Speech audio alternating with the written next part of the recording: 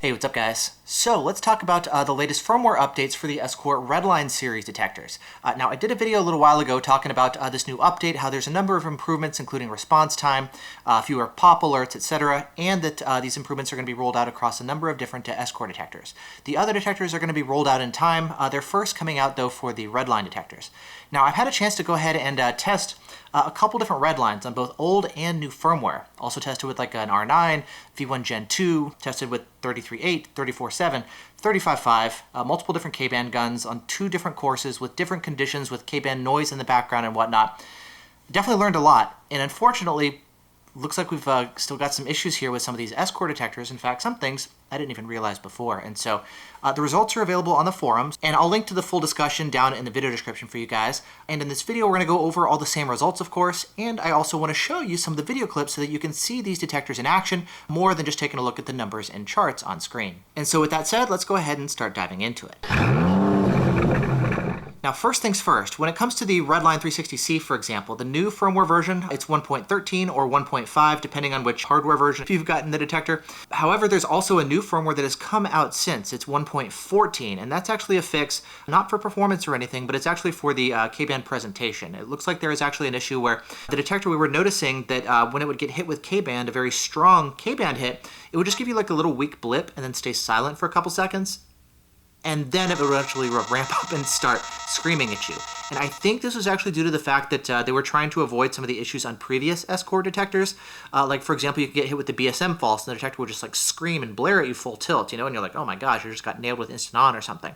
So they were trying, I guess, is to like help alleviate this issue, but then that led to like bad alert behavior for like legitimate full strength instant on. And so the new version that just came out, it's 1.14, that's going to help with the alert behavior here on K-band. It doesn't change performance or anything, and so the results that I'm going to go over here are still going to be the same, but maybe some of the alert presentation that you'll see when the Redlines, particularly the Redline 360c, that's the one that actually has the newer firmware. The response time should actually be better in kind of the alert presentation. Now, as far as the different detectors that I tested, I've got a Redline 360c. I actually tried testing it first with my Redline 360c, but it's got some issues. It actually needs to go back to Escort. The detector's been locking up on me. It's not booting up properly, just all this weird stuff, and I haven't been able to fix it. I just tried updating it. It's not updating properly. So I've got a new Redline that Escort sent out, and that's the one that I actually used for testing. It's got firmware version 1.5 loaded on. I know the new version just came out. I tried updating it over Wi-Fi. It doesn't look like it's available yet, but the new version is going to be on the windshield mount detector, the Redline 360c, and then on my custom install detector, the Redline Ci 360c, I'm leaving that one on the older firmware. Performance should be the same as far as response time and everything, but I kind of wanted to just have like an A/B test with old versus new. So the Ci will be the old firmware of the Redline, and the windshield mount will be the new version. I've also tested with the V1 Gen 2, which I ran kind of like as a control detector, and then inadvertently I also had the unit in R9 on for the initial round of testing, just because, well, every time I start up my car, the R9 will boot up. It doesn't stay off if I like, power off the detector. All the other detectors will actually stay off, which is kind of nice, but the R9 ignores that, so it boots up no matter what every time I start my car. So for some of the testing, I actually had the R9 on, and then I had to redo some of those results. And then as far as settings, everything was basically configured the same. So X-band off, K-band on, sweeping all of K-band, KA segmented 2, 4, 5, 6, and 8. Escort did say that if you scan only 3 segments on Ka-band instead of 5, it does speed up the detector. And in fact, Westwind77 has actually gone out and done some testing with 3 segments versus 5, and he was able to confirm that adding segments 4 and 6 does add some considerable time for the detector to react. And so of course settings are going to make a difference here, but again, we're kind of going with Ka-band, 5 different segments, photo radar detection off, TSR off on K-band, running the detectors in highway mode, so basically trying to unlock, full performance, except we're running 5 segments on Ka instead of 3. Now for the very first round of testing, that was actually done out of state for some recent laser jammer testing, which I'll talk about in an upcoming video. And while we were there, I set up the Redline with the newer firmware and just ran it against a couple different guns. Now that said, there were a couple different automatic door openers there transmitting on K-band, and it was actually leading the detector to false the whole time while I was testing. And I was actually debating, should I test or not? And I figured we might as well. We'll see kind of what happens. So there's going to be some K-band noise here. And I'm curious to see like how the detector fares if there's noise in the background. If it's busy dealing with K-band, is that going to slow it down on Ka-band? And so when I came home after the testing, I kind of repeated all this test and did way more testing. So we'll get to see like if K-band background noise is going to be impacting things or not. Anyways, if you take a look at the test results here with the detector with the K-band noise going on, the average response times on 33.8 were about 1.5 seconds. not great. On 34.7, it was faster, but still a little bit over a second. And then on 35.5, this performed the best, but it took about 3/4 of a second on average. And this is in line with what I've seen from other testers as well, where 35.5 is going to be having the best performance and the best response times here against Instant On with this latest firmware. And then for the next round of testing, I repeated the test without the background K-band noise to see how it compares. And for this first round, this is where I was accidentally running the R9 like I had mentioned before. But if you take a look at the results, you can see that the updated Redline is still giving me, 1.7 second response times on average, pretty similar to the 1.5 that I saw earlier. And you'll also notice that for the last 2 tests, it says that it was sleeping. That was because I had the auto power feature enabled, and so the detector actually shut off mid-alert. In fact, if the detector is stationary for 30 minutes, like your car is parked, for example, it'll basically turn off the display and stop alerting to signals, even though the detector is still on. It's designed to save power so you don't drain your car battery. Unfortunately, I had that setting left on, but either way, we're able to see that the results here on Ka-band are pretty much the same as what I saw when the K-band noise was present. Now, something that was surprising, though, is if you take a look at the Redline Ci 360c running the older firmware, you can see it actually had significantly better performance here than the newer firmware, which was not what I was expecting. However, I also had the unit and R9 on at the same time, and the antennas are actually side by side, and so I was like, hey, that's good on the Ci, but like, interference is a very real possibility. And so I wanted to basically just repeat the whole test without the R9 powered on at all. Now, looking at the R9, its performance here was fantastic. It was by far the best performer of the bunch here. Response times on average were less than half a second. The last shot did take a little over a second to alert, but it was much faster than anything else.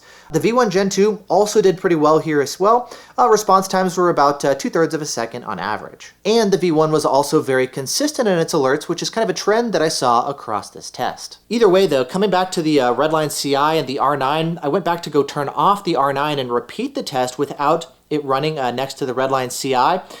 And surprisingly, the performance actually got a little bit worse on the Redline Ci without that detector next to it. You see, for the first round of testing, it only had 1 shot that took longer than a second to alert, but on this next round, it actually had 4 shots that took over a second, and in fact, one of those shots took over 3 seconds to alert for some reason. And so while it's possible for the detector to alert sub 1 second here, the results definitely can vary here, as you can see. It also likes to incorrectly report 33.8 as 34.8 at times, which is also something that I've noticed in practice in the real world, though that's a separate issue. The windshield mount Redline was unfortunately still asleep here in my test, so I wasn't able to get any results, but again, I'd already seen how it had done previously, and it wasn't near any other detectors, and so the results that I saw with 1.5 to 1.7 seconds is kind of what should be in line here. That's kind of what I saw for both of the days of testing. Then the V1 Gen 2, the average response times were 0.68 seconds, which is very similar to the 0.65 seconds that I saw on the last round of testing. So again, nice and consistent here on the V1. And then for kicks, I also tried some pop testing here with the B3. Now, I don't normally bother wasting time, to be honest, doing pop testing just because it's not really something most people need. But I know Escort did mention that with this latest firmware, they've actually cut down on some of the pop falses. And so I figured I'd go ahead and just kick on pop for the different detectors. That actually woke up the Redline 360c that had gone to sleep when I started playing with the different settings to go turn pop back on. So luckily I was able to test with that one. But either way, if you take a look at the results here, actually, none of the detectors are particularly good here at detecting pop. In fact, it was only the Redline Ci which managed 1 detection on pop. Otherwise, the Redline Ci didn't alert, the Redline on the newer firmware didn't alert, and in fact, the V1 Gen 2 did not alert either, which is very surprising considering the V1 Gen 1 was actually really good at detecting pop, especially with its built-in 33.8 sweep that you could not disable. But either way, I guess this test is primarily focused on the Escorts, and both old and new firmware, well, to be frank, it's not particularly useful for detecting pop. And so I know they've cut down on the pop falses. Great, but if it can't detect pop in the first place, then who cares, I guess. So I guess good to know as far as the state of pop detection here with these latest Redlines. Moving on, let's take a look at 34.7 with the Stalker DSR2X. And like in the previous round of testing, it looks like the Redline 360c with the newer firmware is faster and more responsive on 34.7 than it is on 33.8. And comparing it to the Redline Ci and the older firmware, again, you can see some variability here in the results, sometimes a little over a second, sometimes a little bit less. Additionally, the Redline Ci for the very first shot took nearly 4 seconds to alert. This one caught my eye, and my first thought was the fact that with some of these Escorts, sometimes they can take like 20 to 30 seconds or so after they boot up before they're actually going to begin alerting to radar. Laser is very responsive, but radar, it takes a little while for it to like fully boot up before it can begin alerting. And so I thought, hey, maybe I had just turned on the detector or something, and that could have been what the culprit was. You know, it was in my car, so I was turning my car on and off. at times. However, when I went to go back and review the test results, the Redline Ci was on for at least 3 full minutes. So I had plenty of time to warm up and boot up and all that kind of stuff. So I have no idea what was up with that. And in fact, I saw that happen some other times in the testing as well, which I'll get to. Either way, that 4-second shot does kind of raise the average on the Redline Ci compared to the windshield mount with the newer firmware. But either way, it doesn't seem like a big, huge dramatic improvement in terms of response times. I know Escort said about a 25% improvement. I'm not necessarily seeing it here, but that's at least what Escort is claiming. Then for the V1 Gen 2, this one again did excellent. Response times were less than half a second on average. And again, very consistent. They were all right around that 0.4 second mark. And then finally on Ka-band, we'll move on to the Detector Genesis 2 running at 35.5. And this is actually where I saw the highest level of responsiveness for all 3 detectors. And comparing the Redline with the newer firmware versus the old, it looks like the average response time dropped by about 1/10 of a second. But again, those results vary because, well, the windshield mount one had one shot that took about 2.5 seconds to alert. The custom installed one, the first shot, again, took nearly 4 seconds to alert, which kind of like messes with the averages and whatnot. But either way, for most of the shots, both the old and the new firmwares would take less than a full second to respond to a 35.5 shot. And in fact, many of those shots were closer to half a second, which is great. The V1 Gen 2, though, was again better still. Your response times were closer to like 1/4 of a second or less. And again, you can see there's some consistency here, which is really what I would expect from a high-end flagship detector. Next, moving on to Ka-band, this is where things start to get a bit weird. Now, we're going to begin here first with the Detector Genesis 2 Select. And unfortunately, with both of the Escorts, most of the time it just flat out refused to alert to this gun at all. And if you take a look at the results, you'll see that the Redline running the newer firmware, its best detection took over 3 seconds, and the other 2 detections took closer to 8 seconds to alert. Now that said, if you take a look at the V1, that was also pretty funky here too. You notice that now the V1 is no longer consistent with its results like it was on Ka-band. Additionally, for one of the shots, it also refused to alert, just like the Escort. Now, something I noticed here when testing with this gun is that with the V1, for example, even when it would alert, a lot of times it would report not just 1 bogey, but actually 2 or 3. And taking a closer look after the testing, it looks like that with this Detector Genesis, it's actually changing in frequency over time. If you take a look at the alerts from the Redline, it's only displaying 1 signal, but it does display different frequency alerts even for back-to-back test shots. My guess is the detectors might be thinking that there's some sort of like modulation going on here. It's a common tactic that we see with some photo radar, and particularly some blind spot radar in order to get distance measurements, not just speed. And so they might be doing some additional analysis, which can explain the delays, or actually thinking that this is a blind spot false, which is why they're filtering out altogether. And so that's kind of my theory currently as far as what's going on, because as you can see, like these results are definitely weird here. Now that said, I've got not just 1 antenna, but 2, and so I grabbed the other antenna and then I repeated this test. And this time around, the results were similar, but actually a bit worse. With the Escorts, again, I got no alert at all from either of the detectors, and then the V1 was slow for all of the shots that it responded. You can see alert times were around 3.5 to 4 seconds, and then for now 2 of the shots, it didn't alert at all. And obviously this is weird, right? This is not the type of behavior that we would expect here from really any of these detectors, especially the Escorts. Now, what's going on here with these Genesis? Is this a normal behavior? Are both of my antennas busted and broken? Like, we're kind of speculating here. However, Nor'easter18 has posted that he's done some testing with his different Genesis guns as well. And he's mentioned that with his Genesis 2 Select, he did not see the same issues that I saw with my particular gun. And he got nice, fast response times against that gun.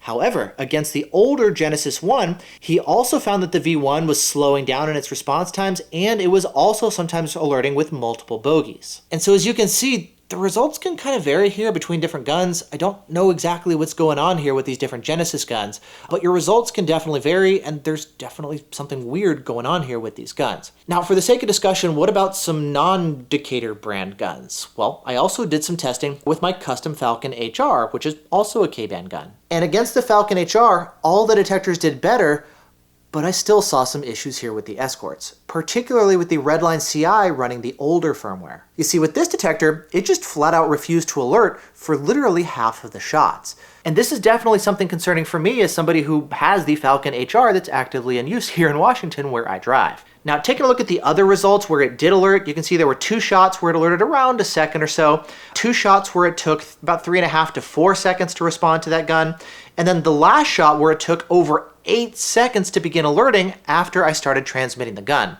In fact, I was only transmitting for like 8, 9, 10 seconds or so. I mean, only 8, 9, 10 seconds. Like, that's definitely plenty of time for the detector to begin alerting to these shots. It should be much faster. Now, if you take a look at the windshield mount one on the newer firmware, that one, the average response time was a little over a second. I would definitely like to see faster. I understand that there's going to be more filtering on K-band because you've got a lot more noise from door openers and speed signs and blind spot falses and whatnot. But I would like to see, faster performance. But that's kind of what I saw here with the windshield mount version. Comparing it to the V1 Gen 2, average response time here was about half a second or so. And again, the results were very consistent, all right around a half a second. Sometimes a little faster, sometimes a little slower. But again, this is the level of consistency that I would expect here from these different detectors. And so looking at these different results, you're like, man, what the heck is going on here with these Escorts? Like, yeah, we can take a look at the overall results, and like what I was expecting to see based on the results is like, okay, we see 25% improved response times here with the detector. Maybe sometimes it was a little faster, other times it was slower, sometimes it was pretty similar. I'm not seeing like a very clear noticeable improvement. And then you've got the fact that like the response times are pretty variable and inconsistent. Sometimes it's fast, other times it's really slow. You've got issues where like both of the detectors would have issues even sometimes alerting to these guns at all. The V1 Gen 2 did have it to a small extent, to be fair, but it was definitely a lot worse here with the Escorts, which may just be attributed to like some more aggressive filtering or something. I don't know.